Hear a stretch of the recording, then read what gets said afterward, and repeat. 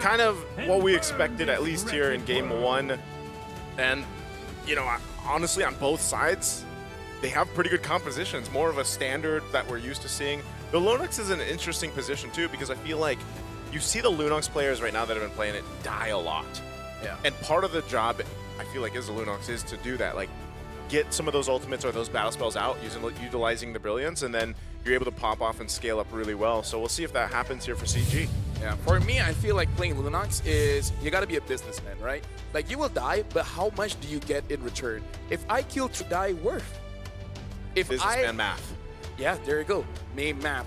Ladies and gentlemen, welcome to the first elimination match between DFYG and CG. None has been able to get a victory. So from this point forward, it's all or nothing. Welcome to the Land of Dawn. Here we go, folks. Elimination match. High stakes here in this matchup. Let's take a look at the emblems. So far, pretty normal. Nothing too crazy on the right. Yeah, everyone just going for the standard here in this game. Also should be the fighter emblem for the Claude. We've seen how broken that is, but Lung is actually doing quite a bit of damage there over to Amzik. Both regens popped in very early. Yeah, that's complete comfort, though. Again, like I said, you know, especially for Lung to play this Mozcop, but against such a winning hero right now, Val's actually going to burn the flicker already. DFYG going for the first blood, and they'll get it. Vel gets it on the Yuzhong here. That's something you would usually do on the Cho. Now on the Grok, way more difficult to do. No, honestly, you can do it on the Grok, but the way that you do it is you show your face, you slow down the jungle just a little bit, and then you just retreat. And you don't retreat towards the side lane, especially when the side lane is losing. You usually rotate towards the mid because there's a higher chance your jungler can back you up as well. But that's the thing, though, right? In the mid lane as well, there was just no prio. So the timing, the decision was just off. DFYG taking a look at the emblems. Master Assassin for Lung, and it's actually the Festival of Blood for Amzik. We've seen a good mix of Master Assassin and Festival of Blood for Claude. It really depends on the matchup, and in this matchup particularly, Amzik feels like it's going to be really tough to out-trade a Mozcop, so he goes for Festival of Blood, will just regen and play the weak side of the map, although Lung has a very good freeze up top right now. Yeah, I really feel like their idea is to hold on balance. So low again. Whoa, nice response, though. Super Ken getting checked, actually, so he goes back. Valen's looked a little dicey there for a second. U1, too, could be in trouble. Gary goes in with a Phantom Execution, gets the flicker out from U1, so Gary dealing with Zed. Oh, U1, where's he gonna go? He's trying to escape. It looks like he'll actually be able to in between the turrets. Well, hey, it works. Don't knock it if it works, I guess. Down below. Oh, no, here we go. This is the setup. Super Ken still at half health, though. Day 3 in trouble. Shadow Kill going to be used. He has the backup. Super Ken gone. Vel going to be next. What a turn of events for CG. They're going for Zed as well to get a third kill. It's a triple for Chiku. Yeah, honestly, that's amazing. Good, and this is why we wanted. For CG, they're going for Zed as well to get a third kill. It's a triple for Chiku.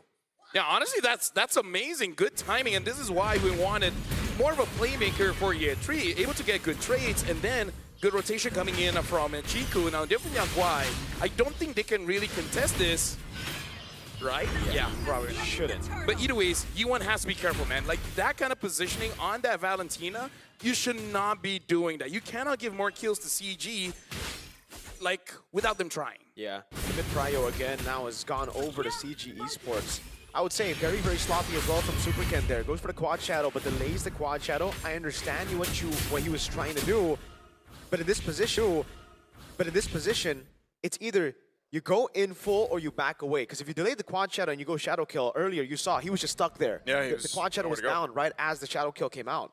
Not only that, but also the consideration that after the patch, right, it's a little bit shorter distance with that quad shadow, and it doesn't feel as good, especially if you get trapped and the timing's off there. So definitely want to readjust, because with all that happening, speaking of that triple kill that goes in the hands of a Lunox for Chico, who, you know, you get scaled up quicker. That is just so much better. There's not that many tanky heroes at all from DFYG. So that burst from Chico alone is actually going to be a threat. Now, honestly, like those 3 kills, giving a very early glowing wand for Chico here is big. And we got to say big where. It's big on Vel especially. And Vel needs to do good around those turtles. So at this point, CG should win all neutral objectives just because that Yuzong is going to have a hard time actually staying alive in the front. Yeah, that's why we were thinking of the Lunox pickup for Dianfeng Yaoguai. I guess Yi1's just very uncomfortable on that pick after yesterday. Yeah.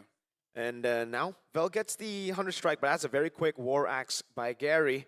2 levels ahead of Super Ken, by the way. This is a big problem for Dianfeng Yaoguai. Yeah, and here's the thing, Dianfeng Yaoguai, they look headless right now. They don't know what to do. All those rotations are kind of like hoping for something to be there. Yeah. But every single time they arrive at a destination, they're like, wait, why are we here again? Yeah, definitely. Again, you guys can let us know who will win this retreat battle. Is it going to be Gary or Super Ken? Vote in the chat. It's probably going to come down to this fight again for the turtle positioning and just this delay here from CG. Black Dragon form going to be used. There's the kick too. All for Ye3. He's going to be fine though. Oh, he still survives. They go for the setup anyway. Meanwhile, turtle secured, a kill secured, and more. All for CG. 5-0 now for Chico. Oh, and Yuan is there. Looks like will not be caught by Valence, and this is the big problem. Oh, at least Vel gets the 3. But again, the big problem is the fact that Chico is actually too far ahead. Because in terms of the goal difference, I believe that it's mostly on him. 1,200 difference. A difference when your team has a glowing one and opponent doesn't. Yep. 5-0, doing so much damage, providing proper amounts of utility. Oh, Zed. Valence, he's just trying to cause some havoc here, trying to buy enough time to. Tanky enough, but gets away with the flicker. Oh, will still survive. Oh man, that's tough for DFYG. Yeah, and even the orange buff gets taken away by Gary. Nothing going in the way that Dianfeng Yaoguai wanted to go. This is a horrible start for Super Ken. 3 levels down now. Not an orange buff, not a single kill on a Hayabusa that now needs to snowball. CG, I just want to say, LaFell, I never want to see Ye3 on a non-playmaking pick ever again. No, same. Any kind of pick that makes him feel very egoistic, that's the kind of play that he should have. Yep. And sorry to say, but this is very much mid-diff here. Oh, they're going to jump in. Super Ken just trying to clear that out safely under this turret. But yeah, this Ye3 on this Lapu Lapu. And so far, Lapu Lapu is going to be... Oh, Chico popped the Brilliance. He's dead? He's going to be chased down. Yeah, actually, he's going to be able to set him up with the Petrify. Vel will get the shutdown. Super Ken might be able to go ahead and join this fight with Yi1, but they'll force Gary and Valens back. That's still a big kill for DFYG, at least for now. Yeah, that's a big shutdown there given over. The fact that the turtle is going to be up in 15 means that they will be able to utilize that gold a bit more. Vel also got a solo kill, so it really is Vel right now who's a big threat for CG Esports. They got to be very careful in the back line not to give these stacks over to Vel. Zed! Nice kid, Carry. Is he going to be able to get away from this? He has the mobility. He's fine on the Lancelot. Again, the Cho struggling to set things up here, and with this last turtle just going to go over to CG.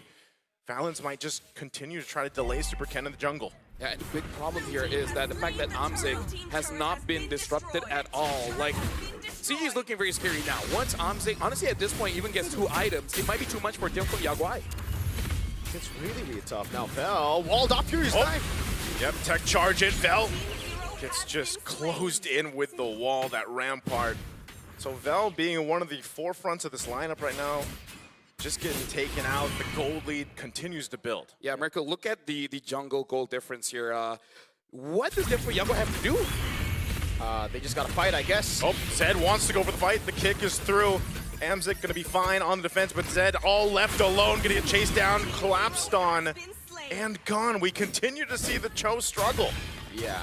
What do they need to do? They just need to go for fights at this point. The lead has actually gone a bit too crazy here, out of control. And Dianfeng Yaoguai, it's either they play it safe, farm up, which isn't really what the composition needs to do, or they look for fights where they're at a disadvantage. So it's a lose-lose until CG make a mistake. That's what Dianfeng Yaoguai are hoping for. My biggest worry is that if Dianfeng Yaoguai catches a mistake, do they have enough damage? No. Clearly not. I think Ye3 a couple of times has gone in, overcommitted a couple of times as well, but they just had no damage to punish. And again, it's also Valence. They try to chunk Valence down, they're unable to do so. And as long as it is just Valens in year 3, no damage. If it is Chico or Amzik, then yes, there will be enough damage to take him down. Yeah, and I feel like that's the biggest problem for DFYG, which makes it a bit awkward for Zed as well as Vel. It's not that they don't want to go in, but They can't. they kind of feel like if they do, they might set themselves up for failure. Well, that's already what's happened to Zed a few times. Looks like he might try to do it again. Pops the conceals. They're going to go for Valens, even using the flicker.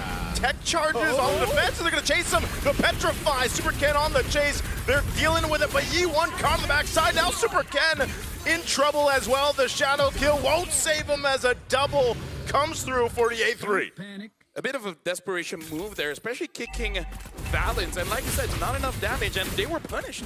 I have no idea why they just keep going on Valens, right? Like, the definition of insanity is doing the same thing and expecting different results, and DFYG are actually just insane there, right? They just keep on going for the same play over and over again, thinking it'll work this time around. Val trying to defend mid. There's no way he does that. Maybe they just don't like Valens.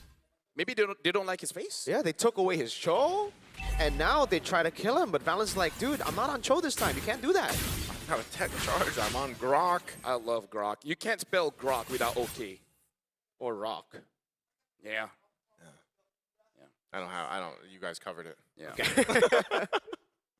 3,000 gold. There's no lead. lose in Grok. There is not, there's no lose in year 3, but there is a lose on Lapu Lapu. Not when he's on the hands of year 3 though. Holy shielded mid. Oh, down. They're managing the waves really, really well. They're actually going to be slow pushing the side waves, pushing in mid. They are looking to go for a base turret with the First Lord, and honestly they can. Gary's 4 levels ahead on the Lancelot. He can just go all the way. Sorry, at this point, DFYG has not done anything, man. No. I've not seen an attempt. Well, when they do, it ended pretty bad. The attempt are the conceals that you hear. That's about it. There's a kick. Zed's just going to kick A3.